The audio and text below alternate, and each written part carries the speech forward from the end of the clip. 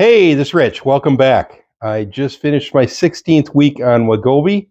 Took my 17th shot just a few minutes ago. Pretty much the same. Everything's going smoothly. I'm staying on the lowest dose, the 0.25 milligrams, and it's working well for me. I've got pretty much everything under control. This last week was harder, and stay tuned to the end when I talk about my weigh-in to find out my progress this week. This last week was harder. It was. I found myself, I made some dessert type food in my food portion of this. And yet, as you know, I create 30 to 60-second videos on making something, usually something very healthy, something, as I would say, delicious.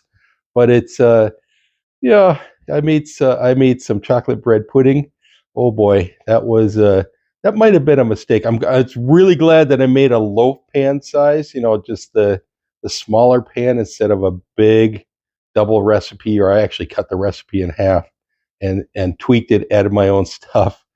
So it was really good, but instead of having, it should have yielded probably about 5-6 pieces.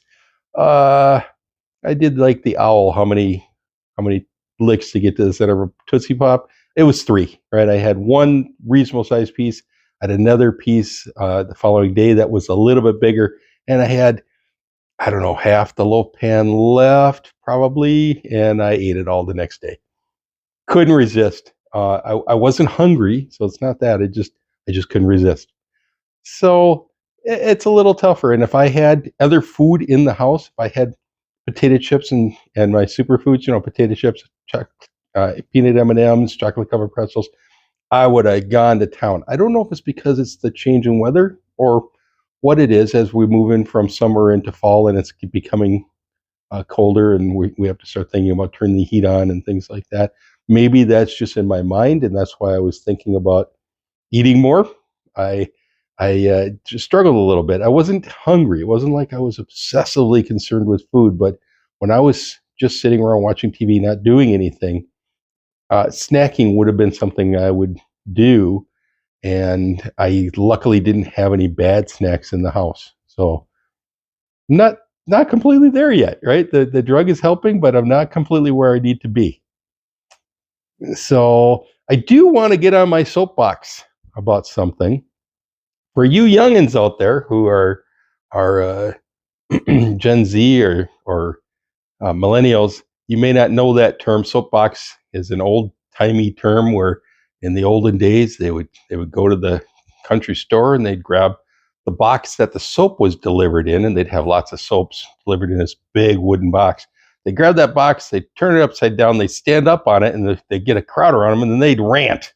They talk about something. Usually a politician would do that or something like that. So this is my rant. Don't get me started.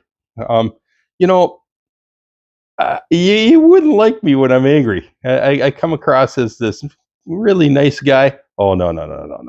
Talk to my family. They know better. So, and they're all shaking their head. Yep, we know better. I want to talk about the insurance companies starting to cut off access to Wegovy and the various different drugs, not diabetes related, the ones that are not diabetes related. They're starting to cut that back, or they're starting not to cover them. I think that's a terrible mistake. I know it's very expensive. I understand that. I understand that in the trajectory we're going right now, we can't afford to continue doing this. We have to have some sort of change. We need to work with the producers of Wegovy and Ozempic and the other semaglutides drugs to say, how do we get this under a more reasonable cost pattern? It's not sustainable as it's going right now. I get that. So insurance companies have to make smart decisions, but how about just negotiating? How about negotiating instead of saying, no, we're not going to cover it? How about just negotiating a better price? Isn't that what we're supposed to do here? Isn't it? You're selling something, I'm buying something, and we negotiate over the price. We haggle over the price. They want to sell something. They sell nothing. They get nothing. They sell at an exorbitant price. We can't afford it, and we can't buy it. There's a middle ground here someplace that we can figure out. And I've seen some of the arguments. One of the insurance companies put a argument out saying, well, this is a vanity drug. This is just people who want to lose a couple of pounds. Well, come on. At some point, can't you make some basic criteria for when you're allowed to take the Wegovy or the Ozempic? You know, you have, if for Ozempic and those type of drugs, you have to have diabetes. How about that?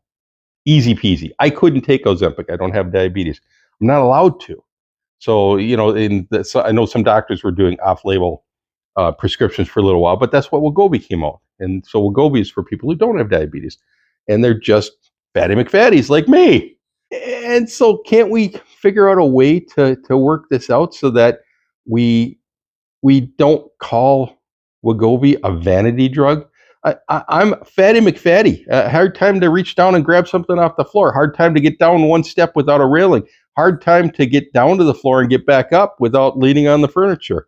I'm getting better because I'm losing weight, but still, and you look at all the things that come with this drug is when you are able to control obesity, you have a lower incidence of all the bad things, you know, heart disease, blood pressure, lower incidence of arthritis, lower incidence of uh, you know, dementia and depression. Come on, there's really good reasons to not be obese.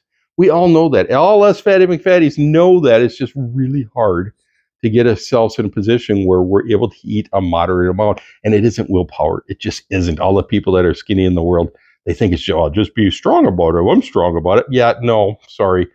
And that's not even identifying the things that are coming up now where they're thinking maybe these type of drugs will help with alcoholism or drug addiction, all the addiction type things, you know, food addiction for me. Come on, there's so many good things. Don't call it a vanity drug. If you don't want to cover it, don't cover it, and then argue that it's too expensive and argue that you as an insurance company don't have the ability to negotiate. You don't have the right people at your company to negotiate, and maybe the board needs to look at the top people in the insurance company and say, if you can't negotiate a better price for this drug, maybe we need to get another president. Don't look at the person who's making, you know, minimum $50,000 a year and say that they're not doing their good job and that the CEO is doing a great job. CEO, negotiate. This is a huge drug, a huge expense. If you're the best person at the company, if you're the most important person at the company, get your butt on a plane and go and negotiate. What are you doing? Don't blame somebody else. Look in the mirror. And if you can't do it, then what are you doing there? So figure it out. Find a way to cover it, because there's too many people in the world that will benefit greatly from this. And look at the savings that we have long term. We don't have people that have cancer. We don't have people that are in nursing homes. We don't have people that have knee replacements. We don't have people that have strokes. Come on, the savings. It's spend a lot of money now or spend a ton of money later. What are you thinking? Or that person's not even there anymore. So insurance companies, get off your butt and figure this out. Negotiate so you don't have to cancel coverage on this product. There is a way to do it. Get it done. And I'm not talking about, oh, we better have somebody look at it at my company. I'm going to tell my senior VP, will tell the director, will tell the manager, will tell the person who works 8 to 5. No. CEO, this is on you. Board, this is on you. Get it done. All right, I will get off my soapbox. Sorry about that. And I've actually pulled my punches. I don't typically swear, but I certainly would show a lot more red face and maybe a little more spit coming out of my mouth. Anyhow, I hope you understand what I'm trying to say. There's just so many benefits to this, and realistically, I think there's a way to do it. So anyhow, you didn't really come to hear that. You came to hear what my progress was this week, if I had any. Again, this week was a hard week. I really felt like I was not in full control this week. I'm going to stay at the same level of drug. I just got my new prescription. We're going to stay at the same 0.25. I was kind of wondering if maybe I should bounce it up. I don't know. I'm going to really fight like heck not to do that. So maybe it's just a 1 week, 2 week thing that I'm going through, and I'll be able to get a hold of it again. Otherwise, I'll have to increase my dosage. But we'll see. Anyways, the reason you're here, how'd I do? So even though it was really difficult. I worked really hard at it. And I lost another 3 pounds. That brings me to a total of 66 pounds down. I'm not giving it back. We'll see you next week.